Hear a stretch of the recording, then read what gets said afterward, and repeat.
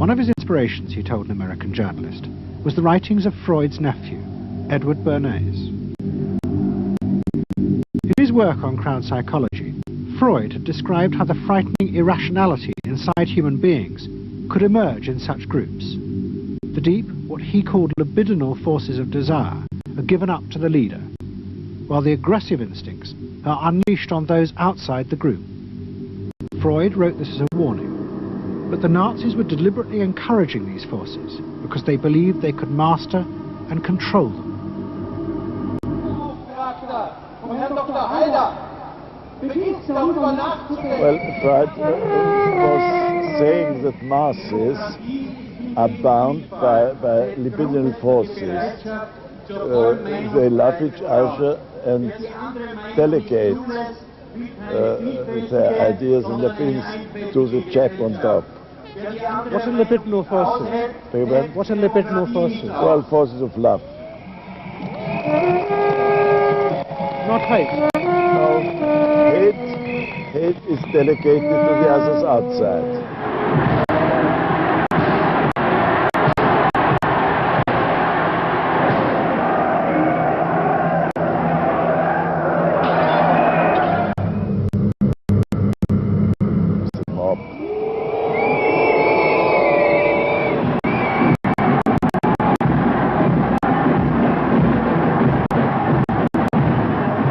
I could see from afar, looking up Wilhelmstraße towards Unter den Linden, how those 100,000 of people, when they passed Hitler, they just became completely delirious.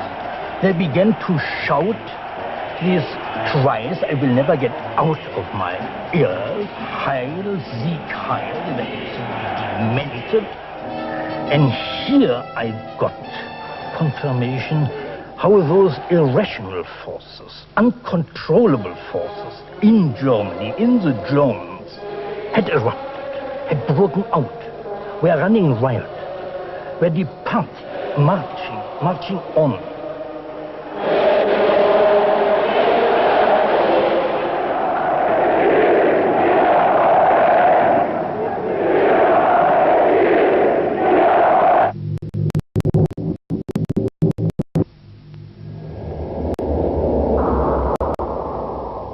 And in America too, democracy was under threat from the force of the angry mob. The effect of the stock market crash had been disastrous. There was growing violence as an angry population took out their frustration on the corporations who were seen to have caused this disaster. Then, in 1932, a new president was elected who was also going to use the power of the state to control the free market. But his aim was not to destroy democracy, but to strengthen it. And to do this, he was going to develop a new way of dealing with the masses. I am prepared, under my constitutional duty, to recommend the measures that a stricken nation in the midst of a stricken world may require. But in the event that the national emergency is still critical, I shall not evade the clear course of duty that will then confront me. I shall ask the Congress for the one remaining instrument to meet the crisis: broad executive power.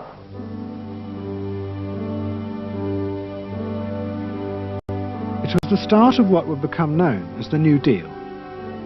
Roosevelt assembled a group of young technocrats and planners in Washington. He told them that their job was to plan and run giant new industrial projects for the good of the nation. Roosevelt was convinced that the stock market crash had shown that laissez-faire capitalism could no longer run modern industrial economies. It had become the job of government. Big business was horrified, but the New Deal attracted the admiration of the Nazis, especially Joseph Goebbels. Wir betrachten die wirtschaftliche Entwicklung in Amerika mit dem allergrößten positiven Interesse. Und wir sind dort der festen Überzeugung, dass Präsident Roosevelt und seine Berater auf dem richtigen Wege sind. Es handelt sich in der Tat um das größte wirtschaftliche und soziale Problem aller Zeiten. Die vielen Millionen Arbeitslosen, die ihre Plätze an den Maschinen und in den Kontoren verloren haben, wieder an ihre alten Arbeitsstellen zurückzuführen. Das kann nicht allein der privaten Initiative überlassen werden. Ausschlaggebend ist, dass die öffentliche Hand mit positiven Maßnahmen eingreift. But although Roosevelt, like the Nazis, was trying to organize society in a different way, unlike the Nazis, he believed that human beings were rational and could be trusted to take an active part in government. Roosevelt believed it was possible to explain his policies to ordinary Americans and take into account their opinions. To do this, he was helped by the new ideas of an American social scientist called George Gallup. Favorite reading of New Deal Washington, the survey of U.S. public opinion. From offices at Princeton, New Jersey, a famed statistician, Dr. George Gallup, tells Washington from week to week what the nation is thinking. And in New York, Fortune magazine's analyst, Elmo Roper, compiles for publication a continuous record of the nation's approval or disapproval of how the country is being run. Gallup and Roper rejected Bernays' view that human beings were at the mercy of unconscious forces and so needed to be controlled. Their system of opinion polling was based on the idea that people could be trusted to know what they wanted. They argued that one could measure and predict the opinions and behavior of the public if one asked strictly factual questions and avoided manipulating their emotions. Well, how about this one? Do you think Franklin D. Roosevelt's New Deal has been bad for the nation in general? No, that question's loaded. It automatically suggests an answer. Well, how about this? Is your present feeling toward President Roosevelt one of general approval or general disapproval? That's better. Prior to scientific polling, the view of many people was that you couldn't trust public opinion. It was irrational, that it was ill-informed, it was chaotic, unruly, and so forth. And so that opinion should be dismissed. But with scientific polling, I think it established very clearly that people are rational, that they do make good decisions, and this offers democracy a chance to be truly informed by the public, giving everybody a voice in the way the country is run. I know my father wouldn't necessarily say the voice of the public is the voice of God, but he did feel very much that the voice of the people is a rational voice and should be heard. What Roosevelt was doing was forging a new connection between the masses and politicians. No longer were they irrational consumers who were managed by sating their desires.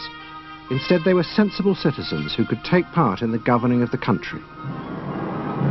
In 1936, Roosevelt stood for re-election. He promised further control over big business. To the corporations, it was the beginning of a dictatorship.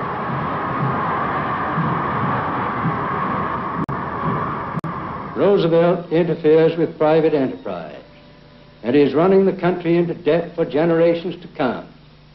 The way to get recovery is to let business alone. But Roosevelt was triumphantly re-elected. It looks, my friends, like a real landslide this time. So please let me thank you again and tell you that I hope to see you all very soon and bid you an affectionate good night. Faced with this, business now decided to fight back, to regain power in America. At the heart of the battle would be Edward Bernays and the profession he had invented, public relations. Following that election, business people start to get together and start to carry on discussions, primarily in private, and they start talking to each other about the need to sort of carry on ideological warfare against the New Deal and to sort of reassert the sort of connectedness between the idea of democracy on the one hand and the idea of privately owned business on the other. And so, under the umbrella of an organization which still exists, which is called the National Association of Manufacturers, and whose membership included all of the major corporations of the United States, a campaign is launched explicitly designed to create emotional attachments between the public and big business. It's Bernays' techniques being used on a grand scale. I mean, totally.